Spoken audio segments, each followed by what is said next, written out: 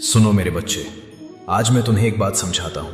एक समय की बात है, एक व्यक्ति मेरे पास आया, बिल्कुल तुम्हारी तरह, अपने इमोशंस को कंट्रोल करने की सलाह मांगते हुए। उसका मन गुस्से, फ्रस्ट्रेशन और छोटी छोटी बातों से हिल जाता था और वो चाह रहा था कि कैसे अपने इमोशंस को संभाले। मैं मुस्कुराया, उसे बैठने को कहा, फिर मैंने उसे एक कहानी सुनाई। एक बार एक बड़ा समृद्ध राज्य था। उसका राजा दानी, शक्तिशाली और सम्मानित था। एक दिन उसने फैसला किया कि वो पड़ोसी राज्य का दर्शन करेगा, क्योंकि उसके बारे में सुना था कि उस देश का राजा बहुत ज्ञानी है। जब वो पड़ोसी राज्य पहुंचा, उसका स्वागत बड़े ही शानदार तरीके से हुआ और उस ज्ञानी राजा ने उसके लिए एक भव्य भोज तैयार कर रखा था। सब लोग खुश थे, सब कुछ शांति से चल रहा था। फिर अचानक राजा ने अपनी सूप में एक मक्खी देखी। वो तुरंत घृणा से भर गया। उसने गुस्से में अपने सेवक को आदेश दिया, इसे ले जाओ, मुझे नया बाउल लाओ। पड़ोसी राज्य का ज्ञानी राजा ये सब देख रहा था। उसने शांत स्वर में बोला, महाराज, कृपया क्रोध मत करिए, ये बस एक छोटी सी मक्खी थी, इससे क्या फर्क पड़ता है। पर राजा ने तुरंत जवाब दिया, मुझे ऐसी बातें बिल्कुल बर्दाश्त नहीं, एक छोटी सी मक्खी भी मेरा मूड खराब कर देती है। तब ज्ञानी राजा मुस्कुराया और एक बात कही, महाराज, आपका मूड मक्खी ने खराब नहीं किया, आपके रिएक्शन ने किया। आपके इमोशंस पर अधिकार किसका होना चाहिए, मक्खी का या आपका? यह बात तीर की तरह राजा के हृदय में लगी। उसे समझ आ गया कि प्रॉब्लम मक्खी नहीं थी, उसका अपना रिएक्शन था। राजा वापस अपने राज्य लौट गया और बदलने लगा। उसने प्रैक्टिस करना शुरू किया, रिएक्ट न करने की कला। जो बातें पहले उसका गुस्सा उड़ा देती थीं, उन पर अब वो रुककर सोचता और शांत रहने लगा। धीरे धीरे वो मुश्किल परिस्थितियों में संयमित रहने लगा, बेहतर फैसले लेने लगा, अपने राज्य को और ज्यादा समृद्ध बनाने लगा।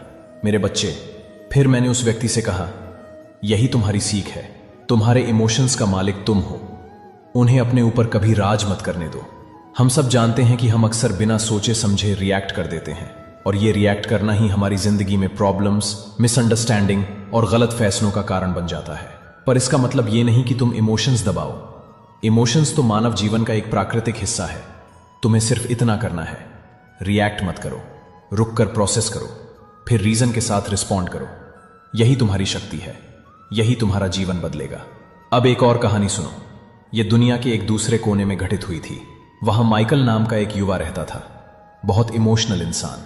उसका मन जैसा चलता वैसा ही वो रिएक्ट कर देता। अगर कोई बात उसे थोड़ी सी भी चुभ जाती तो वह तुरंत गुस्सा हो जाता, तेज बोल देता, लोगों को हर्ट कर देता और फिर उसके रिलेशनशिप्स में गड़बड़ होने लगती। गुस्सा, आवेग, यही उसकी पहचान बन चुकी थी। लेकिन एक दिन उसने सोचा, मैं ऐसे और नहीं जी सकता। उसे समझ आ गया कि उसके इंपल्सिव रिएक्शन उसे सुकून नहीं दे रहे, बल्कि नुकसान ही कर रहे हैं, घर में, दोस्तों में और खुद के अंदर भी। तब उसने फैसला किया, मैं अपने इमोशंस को कंट्रोल करना सीखूंगा। वो माइंडफुलनेस और मेडिटेशन प्रैक्टिस करने लगा। इससे क्या हुआ, वो अपने थॉट्स को देखने लगा, अपने इमोशंस को नोटिस करने लगा, रिएक्ट करने से पहले रुकना सीख गया। साथ ही उसने नॉट रिएक्टिंग का कला भी सीखना शुरू किया। जब भी कोई सिचुएशन उसे ट्रिगर करती, जैसे पहले उसका गुस्सा तुरंत उबल जाता था, लेकिन अब वो पीछे हटता, 2-4 गहरी सांसें लेता, सिचुएशन को ठंडे दिमाग से समझता, फिर कामली रिस्पॉन्ड करता। शुरुआत में मुश्किल जरूर थी, पहले दिनों में गुस्सा फिर भी आता था, इमोशंस फिर भी हिलते ताए थे। पर एक फर्क था, अब वो रिएक्ट नहीं करता फास्ट, वो बस रुक जाता, ऑब्जर्व करता और धीरे धीरे अपने ऊपर कंट्रोल बनाता चला गया। समय के साथ ये प्रैक्टिस उसके लिए आसान होती गई, उसकी इमोशनल स्ट्रेंथ बढ़ती गई। माइकल के रिलेशनशिप्स बदलने लगे। जहां पहले वो हर्टफुल वर्ड्स बोलकर लोगों से लड़ पड़ता था, अब वो कामली बात करता, दूसरों की फीलिंग्स समझता, अपनी बात सम्मान और क्लैरिटी से रखता। लोग भी उसकी रिस्पेक्ट करने लगे, उसका अस्तित्व बदल रहा था। एक दिन माइकल का दोस्त उसके पास आया। वो बहुत परेशान था, बहुत अपसेट और इमोशनल सपोर्ट चाहिए था। माइकल ने पूरा ध्यान से सुना, बिना बीच में काटे, बिना इरिटेट हुए, शांति से। फिर उसने अपने दोस्त को कंफर्टिंग और सेंसिबल वर्ड्स में सपोर्ट दिया। उसका दोस्त हैरान हो गया। उसने कहा, यार, तुम हमेशा सही बात कैसे बोल लेते हो? तुम गुस्से या पैनिक में क्यों नहीं आते? माइकल ने मुस्कुराकर जवाब दिया, ये नहीं कि मैं कभी एंग्री या अपसेट नहीं होता, पर मैंने अपने इमोशंस को कंट्रोल करना सीख लिया है। मैं उन्हें अपने एक्शंस को डिक्टेट नहीं करने देता। उसका दोस्त बहुत प्रभावित हुआ। उसने पूछा, ये सब तुमने कैसे सीखा? माइकल ने अपना पूरा एक्सपीरियंस बताया, माइंडफुलनेस, ब्रीदिंग, इमोशंस को ऑब्जर्व करना और सबसे इंपॉर्टेंट, नॉट रिएक्टिंग। उसने अपने दोस्त को भी एनकरेज किया कि इसकी प्रैक्टिस करे। उसका दोस्त आभारी हुआ। धीरे धीरे माइकल एक मिसाल बन गया। लोग उसे देखकर कहते, ये बंदा चाहे कितनी भी टफ सिचुएशन हो कभी हिलता नहीं, हमेशा शांत, हमेशा कंपोज्ड। उसका नाम एक शांत, थॉटफुल, रेजिलिएंट इंसान के रूप में मशहूर हो गया। और माइकल प्रैक्टिस करता रहा माइंडफुलनेस, स्टिलनेस और नॉट रिएक्टिंग की कला। इसका फल इनर पीस, क्लैरिटी, सुकून और एक गहरी हैप्पीनेस जो बाहर की चीजों से नहीं अंदर से उत्पन्न होती है। मेरे बच्चे, मैं तुमसे यही कहना चाहता हूं, जो माइकल ने सीखा, जो राजा ने सीखा, वो तुम भी सीख सकते हो। इमोशंस को कंट्रोल करना कोई जादू नहीं, ये एक प्रैक्टिस है और इस प्रैक्टिस का रिवॉर्ड तुम्हारी पूरी जिंदगी का डायरेक्शन बदल देता है। अब मैं तुम्हें वो गहरी बातें बताता हूं जो तुम्हारे जीवन को अंदर से बदल देंगी। राजा की कहानी हो या माइकल की, दोनों एक ही सत्य पर टिकती हैं। तुम्हारी पावर तुम्हारे रिएक्शन में छुपी है। तुम इमोशंस को कंट्रोल करो या वो तुम्हें कंट्रोल करे। गुस्सा तब तक नहीं जाएगा जब तक तुम अपने मन में रिजेंटमेंट को पकड़ कर रखे हो। जिस पल तुम उन सोचों को छोड़ दोगे, गुस्सा अपने आप गिर जाएगा। जो अपने उभरते हुए गुस्से को रथ के घोड़े की तरह रोक लेता है, वह सही अर्थ में अपने मन का सारथी है।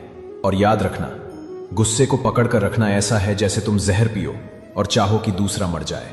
सच्चाई यह है, जो इंसान खुद को जीत लेता है वह उस योद्धा जैसा महान है जो बैटलफील्ड में हजारों को हरा दे। मेरे बच्चे, तुम्हें अपने रिएक्शन का गुलाम नहीं बनना, तुम्हें अपने एक्शन का स्वामी बनना है। शांति अंदर से आती है, बाहर से नहीं। जब तुम किसी व्यक्ति से या किसी बात से लड़ाई में पड़ जाते हो, जैसे ही तुम गुस्सा फील करते हो, समझ लो तुम सच की खोज छोड़कर अपने अहंकार की रक्षा करने लगे हो। मन ही सब कुछ है।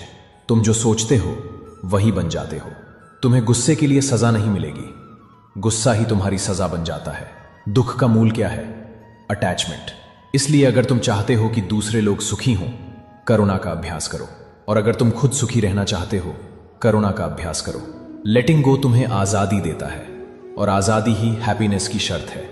जब तक तुम अपने दिल में एंगर, एंग्जाइटी या पोजेशंस को पकड़े हुए हो, तब तक तुम मुक्त नहीं हो सकते। हजार खोखले शब्दों से बेहतर है एक शब्द जो शांति लाए।